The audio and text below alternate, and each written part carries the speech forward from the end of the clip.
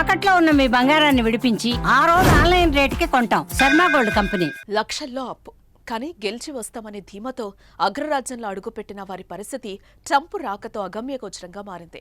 కోటి ఆశలతో దేశం విడిచి అమెరికా వెళ్లిన భారతీయులు ఆ దేశ కొత్త ప్రభుత్వం ఆంక్షలకు ఉక్కిరిబిక్కిరైతున్నారు. మన తెలుగు వారి పరిస్థితి దయనీయంగా మారింది. ట్రంప్ నిర్ణయాలు మన వారి ఆశలు సన్నగిల్లేలా చేస్తున్నాయి. ఉద్యోగం దొరకడం కష్టమైంది. జీవితం భారంగా మారింది. అక్కడ ఉండలేక స్వదేశానికి రాలేక మానసిక క్షోభకు గురవుతున్నారు. ఈ నేపథ్యంలో ఏపీకి చెందిన ఓ యువకుడు బలవన్మరణానికి పాల్పడ్డాడు.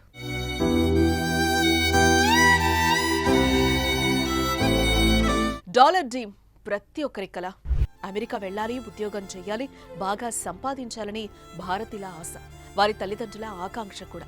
తెలుగు రాష్ట్రాలకు చెందిన వారు కూడా ఎన్నో ఆశలు, మరెన్నో ఆశయాలు, ఉన్నత లక్ష్యాలతో అమెరికా వెళ్లి పార్ట్ టైం ఉద్యోగాలు చేసుకుంటూ చదువుకుంటూ ఎంతో మంది అక్కడే సెటిల్ అయ్యారు.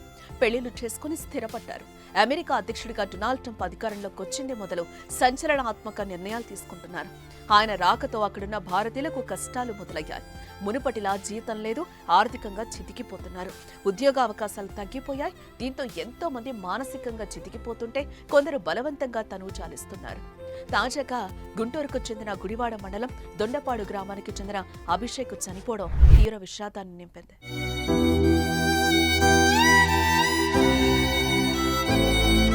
కొల్లి శ్రీనివాసరావు, లక్ష్మీ శేష్ కుమారికి కవల పిల్లలు.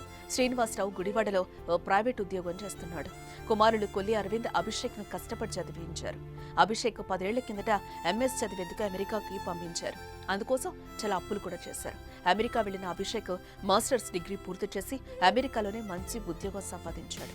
అమెరికాలో స్థిరపడిన భారత సంతతి అమ్మాయితో ఏడాది క్రితం కులాంతర వివాహమైంది. వారి కష్టానికి ఫలితంగా ఇద్దరూ ఉద్యోగాలు సాధించారు. తల్లిదండ్రులకు చేదోడుగా నిలిచారు. వివాహాలు కూడా కావడంతో కుటుంబం అంతా ఆనందంగా ఉన్నారు. అలాగే సోదరుడు అరవింద్ను కూడా తనతో పాటు అమెరికా తీసుకెళ్లి మంచి ఉద్యోగం కల్పించాడు. కానీ ఏం జరిగిందో తెలీదు. అభిషేక్ బలవన్మరణానికి పాల్పడ్డాడు. ఎంతో బాధ్యతగా కలివిడిగా ఉండే అభిషేక్ మరణం అందరినీ విస్మయానికి, బాధకు గురి చేసింది. అభిషేక్ మరణానికి ఆర్థిక ఇబ్బందులే కారణమని తెలుస్తోంది.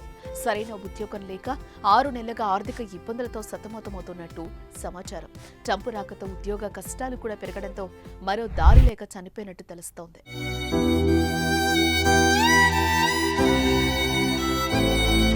అభిషేక్ మరణం ఆయన కుటుంబంలో తీవ్ర శోకాన్ని నింపింది. కుమారుడు మరణించాడని తెలిసి తల్లిదండ్రులు కన్నీరు మున్నీరవుతున్నారు. ఎంతో కష్టపడి చదివి ఉద్యోగం సాధించి ఎంతో సంతోషంగా ఉన్నాడనుకున్న కొడుకు చనిపోవడంతో వారు గుండెల విసేలా రోధిస్తున్నారు. మరోవైపు మృతదేహాన్ని గుడివాడ తీసుకొచ్చేందుకు ఏర్పాట్లు జరుగుతున్నాయి.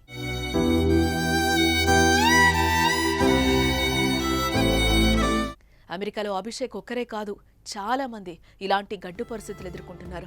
అక్కడ ఉంటే ఏ క్షణంలో ఉద్యోగం పోతుందో తెలియక, అలాగని ధైర్యం చేసి భారత్కు రాలేక సతమతమవుతున్నారు. వారి కుటుంబాలు మానసికంగా కుంగిపోతున్నాయి. అయితే కష్టాలకు ఆత్మహత్యలు మాత్రమే పరిష్కారం అనుకోవడం, ఉన్నత విద్యావంతులు కూడా భావించి చనిపోతూ ఉండడం ఆందోళన కలిగిస్తోంది.